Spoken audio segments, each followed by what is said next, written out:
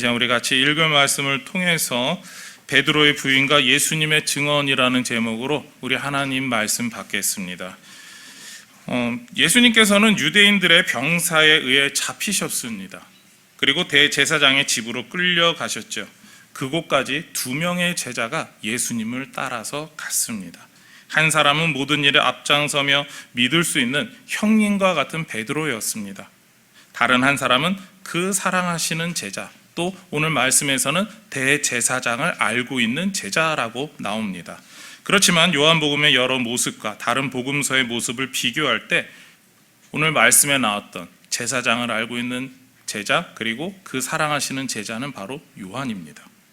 예수님께서 잡히셨을 때 도망갔지만 두 사람은 예수님께서 잡혀가신 곳까지 따라왔습니다. 베드로는 앞마당에 머물렀고 요한은 자신의 신분을 대며 대제사장의 집까지 들어갔습니다. 요한이 이렇게 당당히 들어갈 수 있었던 이유는 요한의 아버지가 갈릴리 지역에 손꼽히는 거부 혹은 사업가라는 이야기가 있습니다. 어떤 학자는 요한의 아버지가 큰 어업회사를 운영했다라고 표현합니다. 우리나라의 동원수산의 회장님 정도로 그 정도로 큰 어업회사를 가지고 있었던 게 바로 요한의 아버지였다라는 거죠. 그렇기 때문에 제사장과 친분이 있었고 그런 금전적인 관계에 있어서 조금 서로 알고 있었던 관계였다라는 겁니다. 그 정도의 대럭가의 아들이기에 쉽게 들어가서 모든 재판 과정을 살펴보고 있었던 거죠. 예수님의 재판이 대제사장의 집에서 진행되었습니다. 집 밖에서 있던 사람들은 불을 피우고 쉬고 있었습니다. 그때 어떤 요정이 베드로에게 물었습니다. 당신 지금 재판받는 사람과 함께 있던 사람 맞죠? 베드로는 아니라고 불을 계속 쬐었습니다. 베드로가 불을 쬐고 있을 때 집안에서는 예수님에 대한 재판, 보다 정확히 말하면 신문이 이루어지고 있었습니다. 대제사장을 향해 답변을 하시지 않았습니다.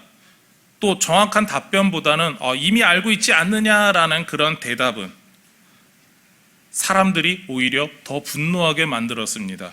그리고 예수님을 때리며 협박하기까지 했습니다. 그들은 예수님의 길을 어떻게든 꺾어놓고 자신들이 원하는 말을 하기를 원했던 것이죠. 그러나 예수님은 그들을 향해 굴복하지 않으셨습니다. 이렇게 신문이 진행될 때 밖에서 다른 사람이 불을 쬐다가 베드로에게 물었죠. 당신 저 사람의 제자 맞죠? 베드로는 아니라고 하였습니다. 그때 대제사장의 종 한 사람이 말합니다. 무슨 소리야? 내 친척이 당신의 선생과 당신들을 잡으러 갔다가 당신이 칼로 내 친척 말고의 귀를 베었잖아. 물론 당신의 선생이 고쳐주셨지 내가 그 모든 모습을 다 보고 있었어. 당신 저 사람의 제자 맞아. 베드로는 아니라고 하며 오히려 예수님을 모른다라고 부인했습니다. 오늘 말씀에서 사람들에게 질문받는 베드로와 또한 질문 받으시는 예수님의 모습이 나오고 있습니다. 그리고 사람들에게 이런 질문들을 받으신 이후에 각자의 입장에 따라 답을 하고 있죠. 오늘 말씀에서 베드로와 예수님의 답변이 중요합니다. 그에 따라 사람들이 반응하며 사람들의 감정이 달라지기 때문입니다. 대제사장의 집안에서 신문하던 사람들은 예수님의 답변에 대해서 화를 내고 있었습니다. 자신이 원하는 내용이 절대 안 나왔기 때문이죠. 예수님을 궁지로 몰고 싶었고 몰아세우고 싶었지만 절대로 자신들이 원하는 방향이 아니었기 때문에 그들은 화를 내고 있었습니다. 게다가 그들은 밤 동안에 많은 사람들이 예수님이 잡히셨다는 그 사실을 모르는 이때에 결론을 내기를 원했습니다. 그래야만 자신들에게 정당한 권리가 있어서 예수님을 우리가 이렇게 합당하게 잡았다라고 하는 핑계를 댈 수 있었기 때문이죠. 예수님께서는 나쁜 목적이 있는 사람들에게 흠을 잡히지 않으셨습니다. 또한 베드로가 예수님의 제자임을 확신하고 물어보던 사람들에게 사람들이 원했던 게 있습니다. 베드로가 나는 예수님의 제자가 맞다라고 하는 그 인정이었죠. 그러나 베드로는 그렇게 하지 않았습니다. 그리고 제자 중 한 사람을 잡아가면 우리에게 어떤 이득이 있을 거야 라고 생각했습니다. 게다가 자신의 친척 말고의 귀를 벤 베드로를 잡아다가 자신이 혼쭐 내고 싶어 했던 대제사장의 종도 있었습니다. 그러기에 모닥불 앞은 성경에서 보이는 그 모습이 아니라 어쩌면 우리가 생각했던 것보다 더 험악했을지도 모릅니다. 서로가 멱살을 잡고 베드로도 멱살 잡는 사람을 밀치면서 어쩌면 거의 주먹 다짐의 그 시간까지 가지 않았을까, 그런 생각도 해봅니다. 그렇습니다. 그런 모습들 가운데 말할 수 있는 건 단 하나죠. 분위기가 험악해지고 있지만 각 사람들이 원하는 답변은 전혀 나오고 있지 않다라는 겁니다. 이렇게 생각해 보시죠. 만일 여러분이 베드로라면 불가에 모인 사람들에게 여러분은 어떻게 대답하시겠습니까? 당신이 예수의 제자가 아니냐라고 하는 그 질문에 여러분은 어떻게 대답하시겠는지요? 제자라고 인정한다면 바로 잡혀갈 수 있습니다. 심지어 귀를 베었다고 인정하면 친척의 복수라고 하면서 베드로의 귀를 벨 수가 있는 상황이었습니다. 근데 내가 베드로의 입장이라면 내 귀가 베일 수 있다라는 거죠. 그 흉흉한 분위기에서 나는 예수님을 알고 있고 제자가 맞고 그 사람도 내가 뵀다라는 이야기를 할 수 있을까요? 그리고 만일 여러분이 예수님이라면 유대인들이 묻는 대로 전부 다 대답하실 수 있을까요? 어떻게 해서든 예수님을 죽이려고 하는 그들에게 좋은 먹잇감이 되지 않았을까요? 심지어 그 재판장 안에는 제자들의 이름을 댄다면 지금 대제사장을 안다고 들어와서 함께 있었던 요한도 있었습니다. 그 요한이 그 자리에서 바로 잡힐 수도 있었죠. 예수님 그런데 그 모든 것을 인정하실 수 있었을까요? 그들에게 흠이 잡히고 싶으셨을까요? 여러분은 어떻게 대답하시겠습니까? 오늘 말씀에서 베드로와 예수님께서 행하신 답변의 모습이 같으면서도, 그러니까 사람들의 분노를 일으킨다라고 하는 점에서는 같으면서도 그러나 그 대답하는 이유가 다름을 보게 됩니다. 베드로는 예수님을 모른다라는 말로 회피하였습니다. 그것도 3번이나 그렇게 하였죠. 예수님께서 잡혀가시는 상황에서 예수님을 구하기보다, 예수님과 함께 했음을 말하기보다 지금 그 불 앞에까지 와서, 그 대제사장의 뜰 앞에까지 와서 본인이 살 길을 찾았습니다. 그래서 어떻게 해서든 현재의 상황과 그리고 그들이 물어보는 질문을 회피하고자 했습니다. 다른 복음서에서 베드로는 예수님을 향해 욕까지 했다고 말합니다. 내가 살기 위해서 예수님을 부인했죠. 사람들의 말을 거짓이라고 이야기했습니다. 내가 살기 위해 몸부림친 베드로와 달리 예수님은 다른 사람들의 질문에 다른 태도로 대하셨습니다. 가장 어려운 질문들에 대해서 오히려 정면 돌파를 하셨죠. 20절과 21절 말씀입니다. 우리 같이 읽겠습니다. 예수께서 대답하시되 내가 드러내놓고 세상에 말하였노라. 모든 유대인들이 모이는 회당과 성전에서 항상 가르쳤고 은밀하게는 아무것도 말하지 아니하였거늘 어찌하여 내게 묻느냐? 내가 무슨 말을 하였는지 들은 자들에게 물어보라. 그들이 내가 하던 말을 아느니라. 아멘. 예수님께서는 자신의 교훈과 가르침에 대해 묻는 사람들에게 이미 다 알고 있지 않느냐라는 반문을 하셨습니다. 누구나 다 아는 일에 대해 질문을 하는 의도가 무엇이냐라고 묻고 계신 거죠. 그들의 모든 질문에 대해 정면으로 맞서고 그렇게 돌파하고 계신 겁니다. 이렇게 대답하는 예수님의 답변에 화가 난 사람들이 있었죠. 그래서 예수님을 때리면서 대제사장에게 말을 함부로 한다라고, 제대로 답을 하지 않는다라고 말합니다.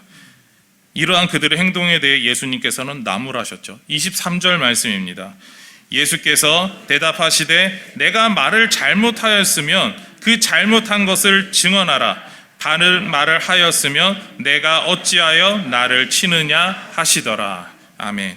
예수님의 가르친 교훈 등에 대해서만 말하지 괜한 꼬투리를 잡는 그들의 태도와 말에 대해서 지적을 하셨죠. 이런 예수님의 말에 할 말이 없던 그들은 예수님을 다른 대제사장 가야바에게 보내게 됩니다. 그들은 더 이상 무언가를 할 수 있는 상황이 아니었습니다. 우리도 살아가면서 여러 가지 어려움에 직면하게 됩니다. 그때마다 각자가 해결하는 방법이 있습니다. 우리가 가장 어려울 때 사용하는 방법은 일종의 습관과도 같습니다. 자신의 삶의 원칙에서 나오는 대로 자신이 경험한 가장 좋은 방법이다라고 택한 것을 행하게 되죠. 위기의 순간에 각자의 실제 모습을 드러내게 됩니다. 여러분들이 만나는 대부분의 사람들 또한 동일하죠. 이 자리에 계신 분들은 아마 비슷할 겁니다. 위기의 상황이 닥친다라고 하면 그 상황을 넘겨가고 싶은 표현이 이게 더 좋겠죠. 임기응변이다라고 하는 말을 하게 될 겁니다. 근데 그때마다 우리는 좀 항상 뻔하지만, 그리고 그 거짓말을 누가 봐도 알게 되지만 우리는 그런 것을 행할 때가 너무 많습니다. 그리고 우리는 또한 다른 사람들과 살면서 그 사람이 어떤 사람인가에 대해서 우리는 때때로 평가를 내려보고 싶습니다. 근데 그 사람에 대해서 내가 다 모른다라고 하는 것은 큰 위기나 그런 상황을 같이 경험해 보지 않았기에 그리고 우리가 그 사람에 대해서 아직은 100% 다 아는 건 아니다라고 판단합니다. 단지 평소에 이렇게 했으니까 어려운 때도 그렇게 하지 않을까라고 하는데, 근데 그 사람이 어려운 순간에 우리가 알고 있던 그런 방법대로 행하지 않는다면 우리는 어쩌면 배신감을 느끼게 될 겁니다. 중요한 순간에 이렇게 기존과 다른 선택을 하는 사람들이 있습니다. 연륜이 있거나 경험이 있으신 분들은 이렇게도 표현하시겠죠. 그런 선택을 하는 게 그 사람의 본 모습 내지 그 사람의 약점이다라는 겁니다. 그렇게 우리는 많은 일에 있어서 약점도 있고요, 약한 모습이 있습니다. 그리고 우리의 실제 모습은 겉으로 보일 때, 평화로울 때, 여유로울 때 보이는 모습과 다른 모습을 보일 때가 가끔 있습니다.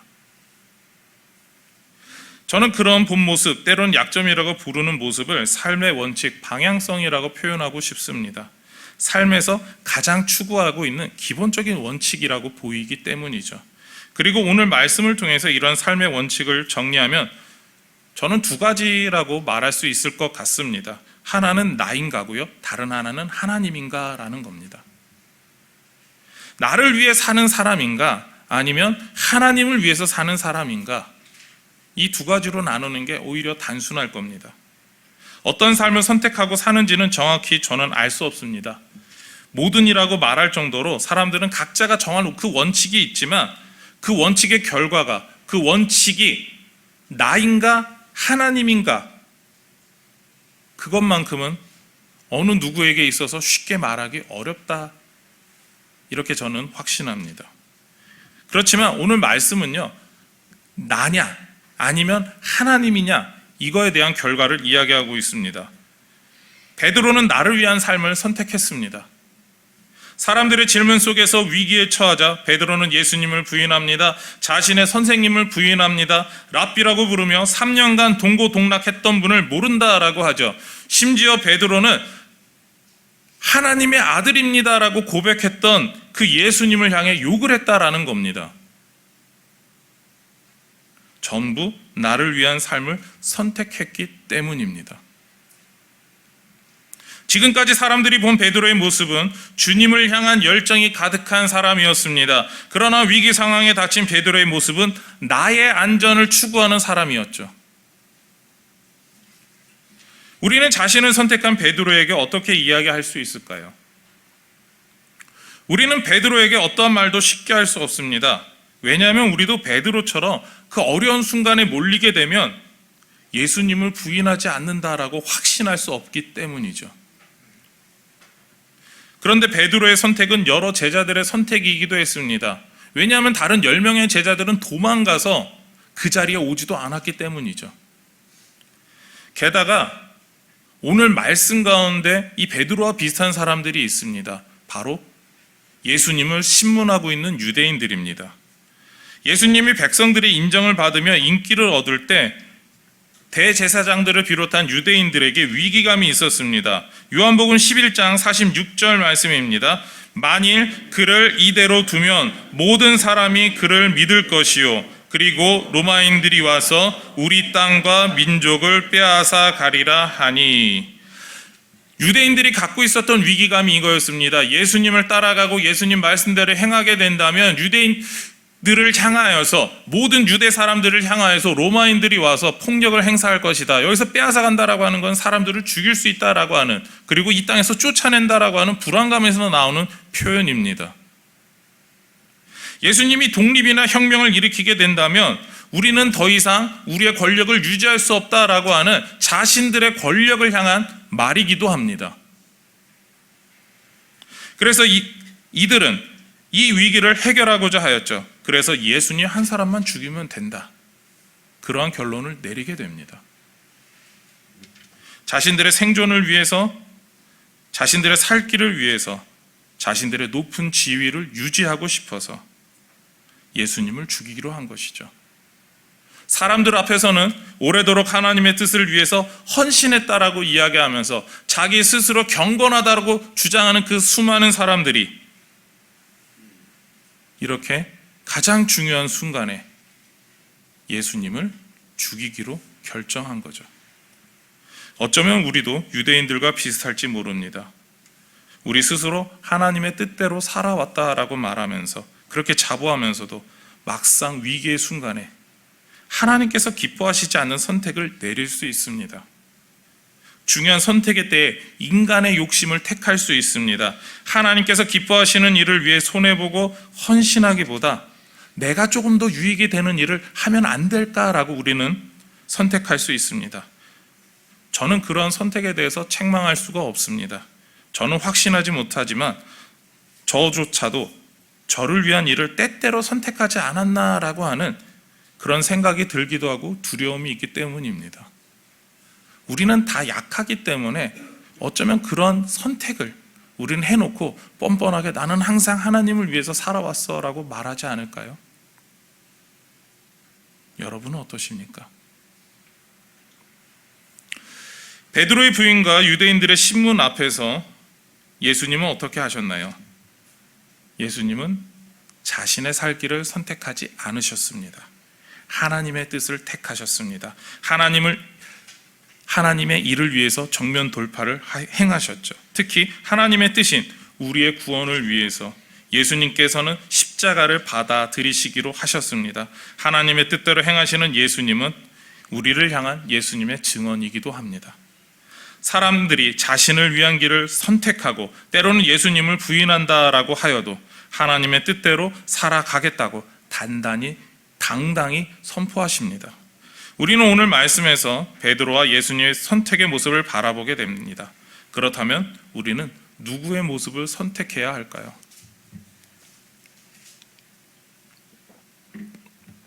목소름이 위태로운 때에도 예수님께서는 하나님의 뜻을 선택하셨습니다. 그래서 대제사장 일당 앞에서 이렇게 대답하셨죠. 23절 말씀 화면을 보고 같이 읽겠습니다.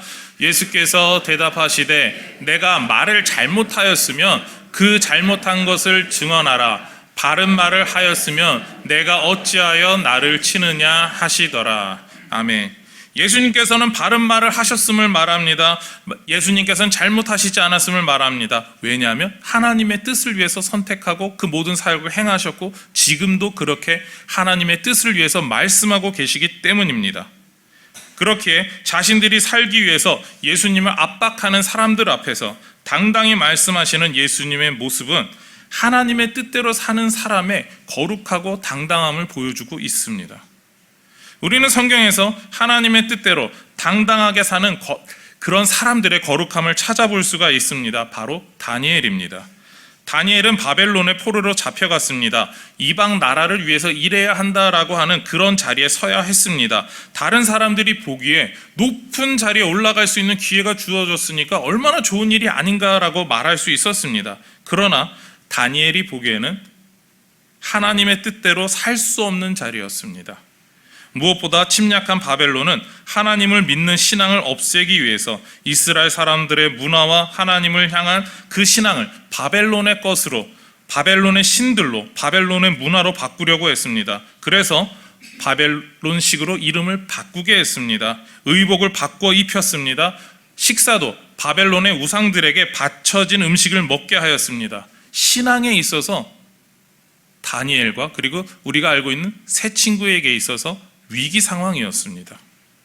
다니엘은 이런 위기 앞에서도 하나님을 포기할 수 없었죠. 그리고 사상과 의식을 개조하려는 침략자들 앞에서 하나님 앞에서 살기를 위해 뜻을 정합니다. 다니엘서 1장 8절 말씀입니다. 다니엘은 뜻을 정하여 왕의 음식과 그가 마시는 포도주로 자기를 더럽히지 아니하리라 하고 자기를 더럽히지 아니하도록 환관장에게 구하니. 아멘. 다니엘은 자신이 죽을 수 있다는 각오를 하고 정면 돌파를 했습니다. 믿음으로 살겠다라고 결단을 한 것이죠. 다니엘은 우수한 성적으로 모든 과정을 마치고 바벨론으로부터 바사에 이르기까지 모든 왕들이 탐내는 인재가 되었습니다. 하나님께서 다니엘을 높여주셨죠. 하나님을 향해 뜻을 정한 다니엘이 누릴 수 있었던 은혜였습니다. 세상에 어떠한 위협을 보여도 하나님을 향한 믿음을 포기하지 않고 하나님의 뜻대로 살겠다고 정한 사람만이 누릴 수 있는 은혜입니다. 그래서 히브리서 11장 38절에서는 이렇게 말합니다. 이런 사람은 세상이 감당하지 못하느니라. 그 밑에 NIV 영어 성경 구절이 같이 적혀 있습니다. 똑같은 내용인데요. 같이 읽겠습니다. 그들에게 아무런 가치가 없다. 우리 한글 성경과 조금 번역이 좀 다르죠. 우리 사용하고 있는 개역개정 성경에서는 세상이 감당하지 못할 사람이라고 표현이 가깝습니다. 그러나 영어 성경에서 혹은 우리 다른 현대인의 성경이나 공동번역 성경을 보게 되면 똑같이 번역하고 있습니다. 세상은 그들에게 아무런 가치가 없습니다 라는 거죠. 믿음의 사람들에게 세상의 가치, 세상의 것들은 아무런 가치가 없습니다 라는 이야기를 하고 있습니다. 그러니까 믿음의 사람들에게 있어서 하나님의 뜻대로 살기 위해서 결단하고 하나님의 방식대로 살기 위해서 결단했던 그 모든 내용은 세상의 것은 아무것도 아니기 때문에 가치가 없기 때문이라는 것이죠. 오직 하나님의 말씀에 순종하는 것, 하나님을 향한 그 믿음을 가지고 세상 가운데 살아가는 것만이 가치가 있음을 알고 있었다라는 겁니다. 그렇기 때문에 세상에서 우리가 가져야 될 삶의 원칙이나 기쁨은 오직 우리 하나님만 가치가 있다라고 말하는 고백인 줄 믿습니다. 그리고 그런 사람들이 하나님의 뜻대로 믿음 안에서 승리하는 분들인 줄 믿습니다. 우리는 어떠한 순간, 어떠한 위기에도 하나님의 뜻을 선택할 수 있습니다. 그렇게 해야 합니다. 왜냐하면 나를 위한 삶, 그리고 세상을 위한 삶은 가치가 없기 때문이죠. 오직 우리 하나님의 뜻을 위해 사는 삶만 가치가 있습니다. 오늘 말씀에서 예수님은 하나님의 뜻을 위해 선택하시고 정면 돌파를 하셨습니다. 그리고 하나님께서 원하셨던 구속의 사건을 감당하셨죠. 우리에게 십자가 은혜를 주셨습니다. 우리는 하나님의 뜻을 선택하고 세상 가운데에서 살아가야 합니다. 이것이 우리의 믿음이 되기를 소망합니다. 이에 대해 요한 1서 5장 4절 말씀은 이렇게 말합니다. 화면을 보고 같이 읽겠습니다. 무릇 하나님께로부터 난 자마다 세상을 이기느니라. 세상을 이기는 승리는 이것이니 우리의 믿음이니라. 아멘.